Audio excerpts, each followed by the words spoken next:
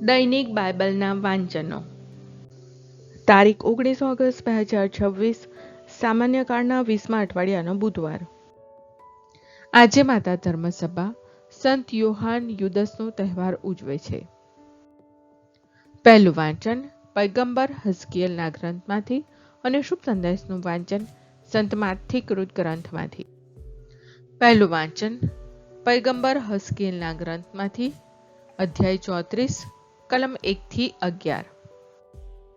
ઇસરાયેલના નિર્માલ્ય પાડકો. મને પ્રભુની વાણી આ પ્રમાણે સંભળાઈ. ઓ માટીના માનવી, તું ઇસરાયેલના રાજકર્તાઓને મારા તરફથી ચેતવજે. તેમને કહેજે કે આ સર્વસત્તાધીશ પ્રભુના વચન છે. ઓ ઇસરાયેલના ગોવાળો, તમારું આવી બન્યું. ગોવાળે ઘેટાનું પાલન પોષણ ન કરવું જોઈએ?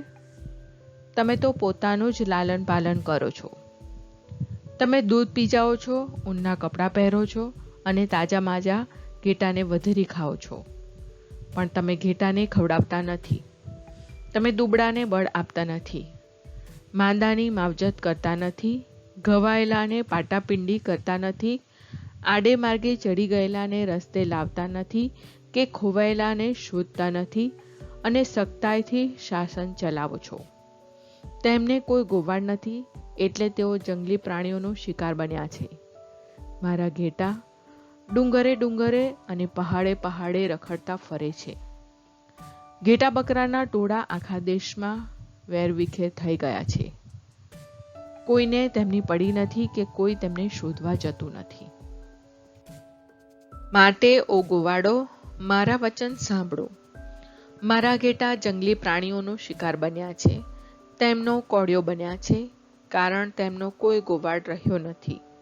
મારા ગોવાળોને ઘેટાની કશી પડી નથી. ઘેટાને ખવડાવવાને બદલે તેઓ પોતાનું પેટ ભરવાની જ કાળજી રાખે છે. અને તેથી ઓ ગોવાળો, હું સર્વસત્તાધીશ પ્રભુ જીવના કસમ ખાઈને કહું છું કે હું તમારી સામે પડ્યો છું. હું તમારા હાથમાંથી ઘેટા પાછા લઈ લઈશ. હું તમને મારા ઘેટા ચારવા નહીં દઉં. ઘેટાને ભોગે તમે હવે ચરી ખાવા નહીં પામો. હું તમારા મોઢામાંથી મારા ઘેટાને ઉગારી લઈશ, જેથી તમે તેમને કોળિયો કરી ન જાઓ. હું સર્વસત્તાધીશ પ્રભુ કહું છું કે હવે હું પોતે જ મારા ઘેટાને શોધી કાઢીશ અને તેમની સંભાળ રાખીશ. આ પ્રભુની વાણી છે, તે આપણો આધાર છે. શુભ સંદેશનું વાંચન સંત માથી કૃત ગ્રંથમાંથી, અધ્યાય 20, કલમ 1-16. પહેલા તે છેલ્લા અને છેલ્લા તે પહેલા. ઈશ્વરનું રાજ્ય તો પેલા જમીનદારની વાત જેવું છે. તે પોતાની દ્રાક્ષની વાડી માટે મજૂરો કરવા પરોઢમાં નીકળ્યો. રોજનો રૂપિયો આપવાનું ઠરાવીને તેણે મજૂરોને વાડીમાં મોકલી દીધા.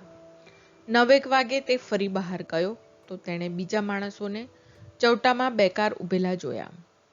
તેણે તે લોકોને કહ્યું, તમે પણ દ્રાક્ષની વાડીમાં જાઓ અને જે યોગ્ય હશે તે તમને આપીશ. એટલે તેઓ પહોંચી ગયા. વળી તે 12 વાગ્યે અને 3 વાગ્યે પાછો ગયો અને આ જ રીતે મજૂરો કરી લાવ્યો. લગભગ 5 વાગે તે ફરી બહાર ગયો અને બીજા કેટલાક માણસોને બેકાર ઊભેલા જોઈ તેણે કહ્યું, તમે કેમ આખો દિવસ અહીં બેકાર ઊભા રહ્યા છો? તે લોકોએ કહ્યું, કારણ કોઈએ અમને કામે રાખ્યા નથી. એટલે તેણે કહ્યું, તમે પણ દ્રાક્ષની વાડીમાં જાઓ. સાંજ પડી એટલે જમીનદારે મુકાદમને કહ્યું, મજૂરોને બોલાવો અને છેલ્લાથી માંડી પહેલા સુધી સૌને મજૂરી ચૂકવી દે. જે લોકોને 5 વાગે રાખ્યા હતા તે લોકો આવ્યા, એટલે દરેકને 1 રૂપિયો આપવામાં આવ્યો. જેમને સૌથી પહેલા રાખ્યા હતા તે લોકો આવ્યા ત્યારે તેમણે ધાર્યું કે અમને વધારે મળશે, પણ તેમને પણ દરેકને 1 રૂપિયો જ મળ્યો. એટલે પૈસા લેતા લેતા તેઓ જમીનદાર સામે બબડાટ કરતા રહ્યા. આ છેલ્લા આવનારાઓએ ફક્ત 1 જ કલાક કામ કર્યું અને અમે આખો દિવસ તડકામાં વૈતરું કર્યું, છતાં તમે અમને બંનેને સરખા ગણ્યા. પણ તેણે તેઓમાંના એકને કહ્યું, ભાઈ, હું તને કશો અન્યાય કરતો નથી. તે મારી સાથે રોજના રૂપિયાની બોલી નહોતી કરી? લઈ લે તારા પૈસા અને રસ્તે પડ. આ છેલ્લા આવનાર માણસને પણ તારા જેટલા જ પૈસા આપવાની મારી મરજી છે. મારા પૈસાનું ગમે તે કરવાનો શું મને હક નથી? હું ઉદાર થાવ એમાં તું શું કરવા અદેખાઈ કરે છે? આમ છેલ્લા તે પહેલા ને પહેલા તે છેલ્લા થશે. આ પ્રભુની વાણી છે, તે આપણો આધાર છે. પ્રાર્થના. ઓ મારા પ્રભુ ઈસુ, હું મારા પાપો માટે પસ્તાવો કરું છું. મારા પાપો માફ કરો.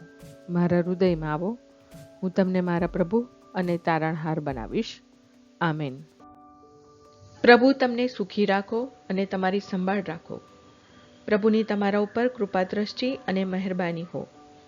પ્રભુની તમારા ઉપર પ્રસન્નતા હો અને તે તમને શાંતિ બક્ષો.